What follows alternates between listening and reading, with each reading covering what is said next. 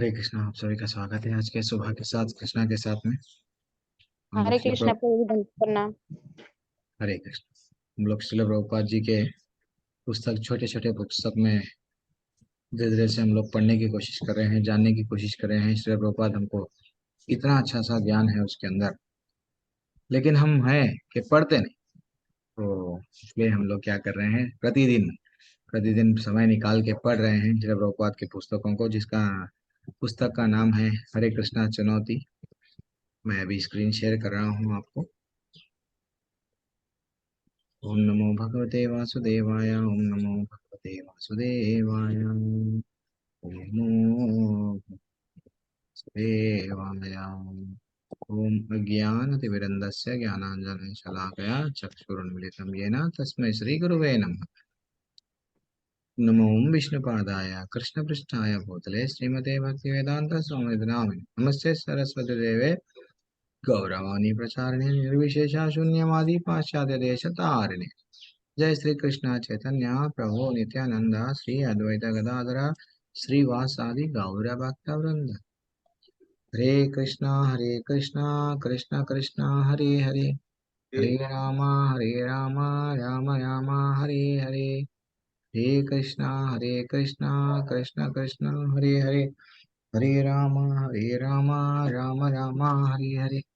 हरे कृष्णा कृष्ण कृष्ण हरे हरे, हरे राम राम हरे हरे। अच्छा, हरे कृष्णा माता जी प्रभु जी, आप सबके स्वागत है वंस अगेन। अध्याय 18, जिसकी लाठी उसकी भैंस, ये तो कहावत है। अब आचार्य इसके बारे में क्या बोलना चाह रहे हैं। यह वार्तालाप जून 1974 में पेरिस में श्रील प्रभुपाद तथा उनके एक शिष्य के मध्य हुआ। चलो ठीक है, क्या हुआ ये शिष्य के और श्री प्रभुपाद जी के मध्य में जानेंगे। ओके, थोड़ा सा हम लोग ये देखेंगे कि यहाँ कौन कौन वीडियो ऑन करे हैं। रीता पंडित माता जी पढ़ते हैं आप? निरंजन प्रभु पढ़ते हैं? जी पढ़ प्रभु जी सकते? पढ़। ओके, आप शिष्य बन जाओ। निरंजन प्रभु श्रील प्रभुपाद बन जाइए। ठीक है प्रभु जी। हाँ, हरे बढ़िया कृष्ण माता प्रभु जी। जी। हाँ हरे बढ़िया, हरे कृष्ण कृष्णा। प्रभु जल्दी जी, जल्दी जय। पढ़ना। पिछली रात आपने अपने भाषण में यह उपमा दी थी कि यदि लोग ईश्वर के नियमों का पालन नहीं करते तो वे ईश्वर द्वारा उसी तरह दंडित किए जाएंगे जिस तरह राज्य के नियमों की अवज्ञा करने पर दंडित होना पड़ता है। इसलिए नौजवानों ने समझा कि आप अवश्य फासिस्ट साम्यवादी होंगे। हम्म। किंतु वास्तव में सारे विश्व में यह हो रहा है कि इसके इनकार कैसे कर सकते हैं। आज सरकार का अर्थ है जिसकी लाठी उसकी भैंस। किसी तरह सत्ता हथियार लो तो फिर तुम्हें ही सही हो। प्रश्न इसका है कि कौन सा पक्ष यह सत्ता हत्या पाता है। लेकिन वे तो लोगों को सत्ता देना चाहते हैं। कैसे संभव होगा? लोग अनेक है और मत अनेक प्रकार के हैं। तुम्हारे पास तुम्हारे अपने लोग हैं और किसी दूसरे के पास उसके अपने लोग हैं। जो ही आप अपने लोगों को सत्ता देना चाहेंगे, अन्य लोग विरोध करेंगे। यह मनुष्य का स्वभाव है। इ- इसे तुम बदल नहीं सकते। वे सोचते हैं कि सत्ता लोगों को जानी चाहिए, लेकिन ऐसा बहुत से अन्य लोग हैं जो इसके असहमत होंगे। यह भौतिक जगत का स्वभाव है कि हर व्यक्ति अन्य व्यक्ति से ईर्ष्या रखता है, लेकिन इन मूढ़ों में इतनी भी बुद्धि नहीं है कि इसे समझे। भारत में एक बहुत भद्र व्यक्ति, बहुत ही उत्तम राजनीतिक व्यक्ति गांधी थे, किंतु लोगों ने उन्हें मार डाला। तो आप इसे रोक नहीं सकते हो। यह तो भौतिक जगत का स्वभाव है कि लोग एक दूसरे से इच्छा करते हैं। आपको ऐसा भौतिकवादी वर्ग नहीं मिल पाएगा जो पूर्ण हो। तो फिर वह यह क्यों कहते हैं, लोगों को सत्ता दो, वे निरे धूर्त है। इसीलिए श्रीमद् भगवत में कहा है कि परमो निर्मस्तमर्हन सत्ता कृष्ण भावामूर्तम ऐसे लोगों के लिए है जो पूर्ण है तथा ईर्षा वहीन है। जो कृष्ण भावना भावित नहीं है वह ईर्षाणु होंगे ही। स्पर्धा शस्त्र मिल जाएगी। कृष्णा के शत्रु थे, ईसा मसीह के शत्रु थे, अन्यथा उन्हें क्रॉस पर क्यों चढ़ाया जाता था? उन्होंने कोई दोष ना था। वह ईसा भाव मृत का प्रचार कर रहे थे, फिर भी उन्हें क्रॉस पर चढ़ाया दिया गया। यह भौतिक जगत पूर्ण होते हुए भी मनुष्य के शत्रु होते हैं। आप इसे रोक भी कैसे सकते हैं? वह कहते हैं सत्ता लोगों को दो, किंतु जिन्होंने कोई अच्छा वर्ग शासन करने लगता है तो कोई दूसरा दल उसका विरोध करता है। वह कहेंगे सत्ता हमें दो, तो फिर पूर्णता कहाँ रही? यह पूर्णता नहीं है। इसलिए हमें यह भौतिक जगत में सारे संबंधों तोड़ने होते हैं। यही पूर्णता है। किंतु यदि आप इस जगत से अपने सारे संबंध तोड़ ले तो फिर आप अराजकता से कैसे बच सकते हैं और अच्छी सरकार कैसे पा सकते हैं? ये भी एक बात है। आपका पूर्ण सत्ता का अनुमान करना होता है। और उनको यही आपत्ति थी। आप परम सत्ता का अनुगमन करने की सलाह देते हैं। क्या पूर्ण समाज चाहते हैं तो आपके परिपूर्ण सत्ता का अनुगमन करना होगा।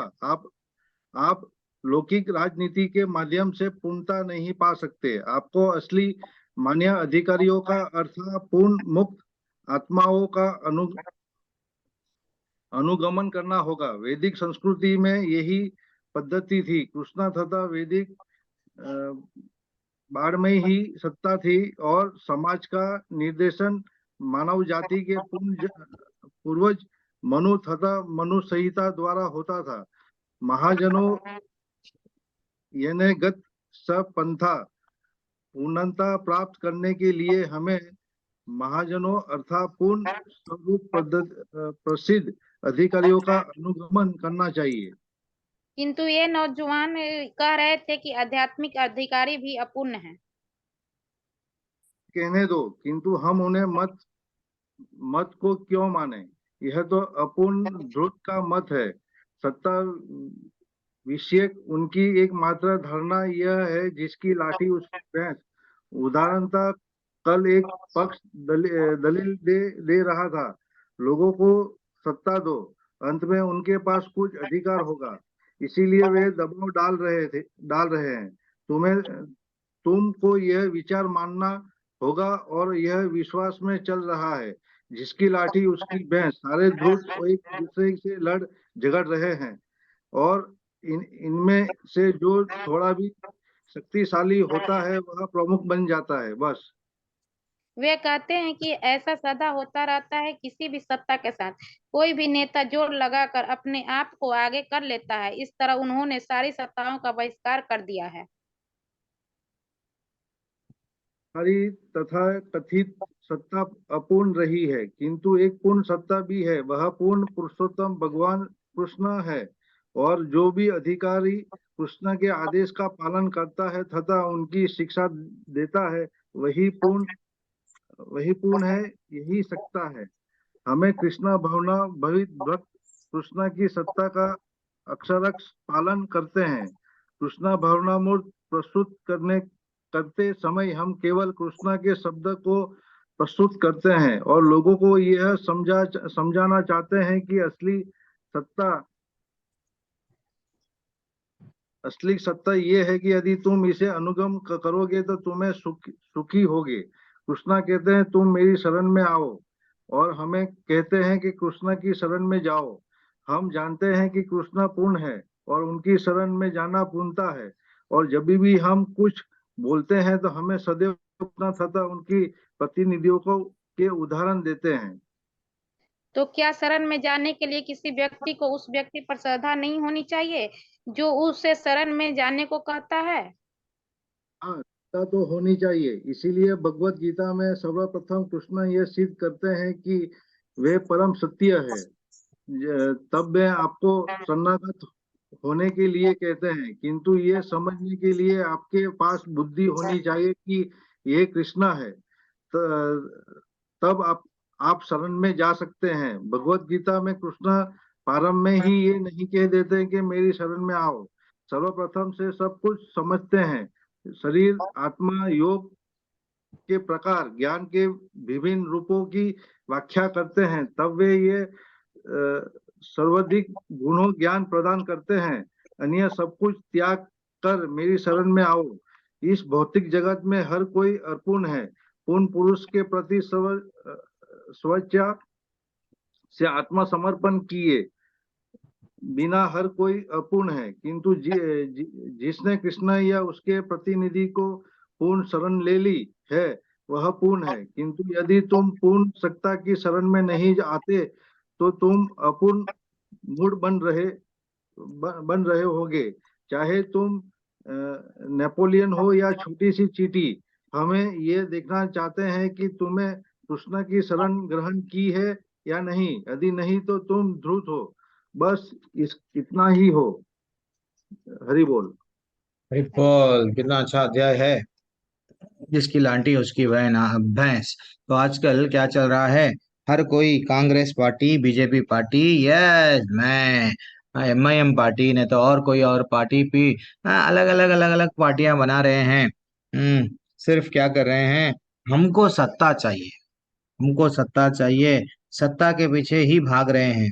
वो बोलेंगे ये वादा करेंगे, वो वादा करेंगे, हम ऐसा डेवलप करेंगे देश को, वैसा डेवलप करेंगे। जब उनके हाथों में सत्ता थी, क्या डेवलप करे जनता को मालूम है। लेकिन ये सब जनता को क्या करते हैं, लोगों को, जो भी लोग हैं उन लोगों को गलत रास्ते पे लेके जा रहे हैं। जैसा यथा राजा तथा प्रजा बोला गया, यथा राजा तथा प्रजा, जैसा राजा है वैसा ही प्रजा करती है। इसलिए तो भगवान बोले दुर्योधन को दंड दो। दुर्योधन ने क्या किया, तुम्हारी पत्नी के साथ में, यानी एक स्त्री को भरी सभा में लाने की आदेश दिया, ठीक है, ला भी दिए, लाए बाद में निर्वस्त्र करने की कोशिश की है। अगर ऐसा राजा रहेगा देश के लिए, ये बहुत आपत्ति है। ऐसे लोगों को दंड देना चाहिए। रावण जैसा राजा नहीं रहना चाहिए। किसी की भी पत्नी को यस उठा के लेके जाएगा, तो ऐसे लोगों को नायक नहीं बनना है, हीरो नहीं बनना है। ये लोग रियल में खलनायक है। एक्चुअली ये लोग भगवान जो बताए हमको, सवै पुंसम परो धर्मो यतो भक्तिर अधोक्षजे हेतु की अप्रतिहता ये आत्मा सुप्रतिदति। पहले स्कंद का दूसरे अध्याय का 6वां श्लोका भागवत का क्या बोलता है हमको, कि हम लोग परो परो धर्म करना है, यानी भगवान की प्रेममयी सेवा वो करने के लिए हम लोग करना। तो इसलिए भगवान क्या करे, भगवान चुन रहे थे, परीक्षित महाराज को बचाए, परीक्षित महाराज को बचाए, एंड पांडवों को भी बचाए। युधिष्ठिर को बोले, युधिष्ठिर बोल रहे थे मैं ये सत्ता हुए क्या करूं, मैं राजा बनूंगा, इतने करोड़, ऑलमोस्ट 60 या 64 करोड़ ऐसा बोला गया, उतने लोग युद्ध में मारे गए। तो ये लोगों के मारे गए जाने के बाद में मेरे को ये राज नहीं चाहिए। भगवान बोले तुम राजा बनो, मैं बोल रहा हूँ तुमको, तुम राजा बनो। तो वैसा माता जी, प्रभु जी, ये जितना भी अभी आचार्य जो बता रहे हैं, आजकल जो चल रहा है, सिर्फ सिर्फ वो एक दूसरे को समझो, कांग्रेस पार्टी गलत है, बीजेपी बोलेंगी, बीजेपी पार्टी गलत है, कांग्रेस बोलेंगे, दोनों भी क्या करेंगे, है ना, दोनों यानी कोई और पार्टी भी, देश का कोई नहीं सोच रहे हैं। अगर जो देश का सोच रहा है, हाँ, यानी देश को सही रास्ता, देश हमारा धर्म क्या है, सनातन धर्म है। सनातन धर्म में हमको क्या बताया गया, वो कोई नहीं बताता है। बस हम लोग डेवलपमेंट डेवलपमेंट डेवलपमेंट के प्रति क्या लगे हैं, एक दूसरे से ईर्ष्या कर रहे हैं। तू वो पार्टी का है, मारो उसको। हाँ, बंगाल में ऐसे ही चलता है कि दूसरा पार्टी वाले दूसरे पार्टी वालों को मार ही देते हैं यहाँ, और उन लोगों का केस भी नहीं होता है, ऐसा चल रहा है। लेकिन जब हमारा सबका पिता एक ही है, हमारा सबका पिता एक है, जब हमको ये मालूम हो गया कि भैया ना तो मैं कांग्रेस का हूँ, ना तो मैं बीजेपी का हूँ, ना तो मैं एमआईएम का, पीडीपी का, कौन सा भी पार्टी का नहीं हूँ, सीपीआई, कौन कितने सारे पार्टियां हैं, कौन सा भी पार्टी का मैं नहीं हूँ, मैं कौन सी पार्टी का हूँ, बस हाँ, कृष्ण की पार्टी का हूँ। जब मेरे को ये मालूम हो जाता है, तो भगवान स्वयं बोलते हैं कि सर्वधर्मन परित्यज्य, सब पार्टियों को त्याग दो, मेरी शरण में आ जाओ। हाँ, भगवान जब 18वें अध्याय के 66 क्रमांक के श्लोका में बोलते हैं सब छोड़ दो बेटा, मेरी शरण में आ जाओ, फिर हम लोग जीव क्या कर रहे हैं, पिता एक नहीं है, पिता एक नहीं है, वो स्तर पर है लीडर अलग अलग है इसलिए लड़ रहे हैं नीचे वाले, तो ईर्ष्या कर रहे हैं। लेकिन आचार्य क्या बता रहे हैं, परमो, वो बोल रहे हैं कृष्ण भावनामृत निमत्सराणाम सताम, कृष्ण भावनामृत ऐसे लोगों के लिए है जो पूर्ण है तथा ईर्ष्या ईर्ष्या विहीन है। जो कृष्ण भावनामृत नहीं है, जो भगवान को अपने आप को भगवान से अलग समझता है, वो लड़ता है। वो लड़ता है कुछ भी करके, मेरे पास में सत्ता आ गई तो मैं कुछ भी करूंगा, हाँ, देश का हर एक का कैसा भी शोषण करूंगा, कुछ भी, मैं किसी को भी देश बेच दूंगा, पाकिस्तान को ये दे दूंगा, चाइना को वो दे दूंगा, बस मेरा काम कुछ भी नहीं है, मैं अच्छा रहूंगा। दिस इज व्हाट वो चाह रहे हैं।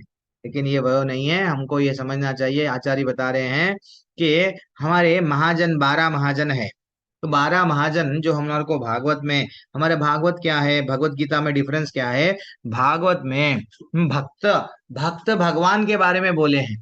भक्त भगवान के बारे में, भगवान कितने अच्छे हैं, भगवान का धाम कैसा है, भगवान की भक्ति कैसा करना चाहिए, हमारा जीवन का उद्देश्य क्या है, सब भागवत में भक्तों के द्वारा बोला गया। तो हम लोगों को क्या करना चाहिए, महाजनों ये न गता स कुंता, यानी हमको सिर्फ महाजन जो बताए वो रास्ते पे जब जाएंगे तो डेफिनेटली क्या बोल रहे हैं, हमारे जीवन जो अपूर्ण है वो पूर्ण हो जाएगा।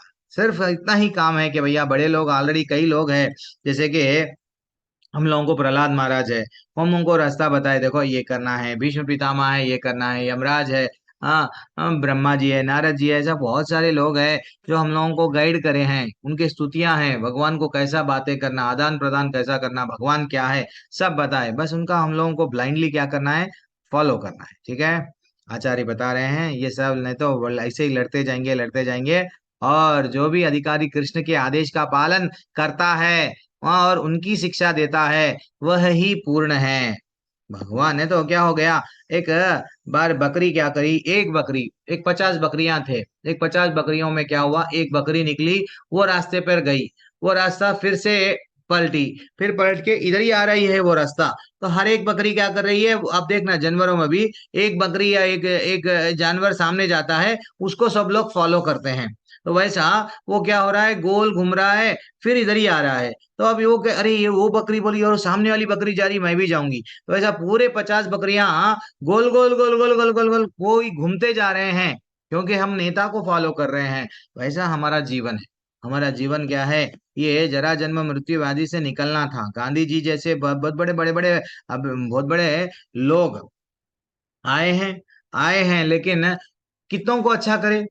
वो लोग बोलते हैं चंद लोगों को ही अच्छा करे, चंद लोगों से बुरा करे, चलो शूट कर दो, हाँ मार दो, बम डाल दो, राजीव गांधी को भी। ये सब हम लोग देखते जा रहे हैं कि हम लोग जीवन में इन लोगों को सही ज्ञान नहीं दे रहे हैं।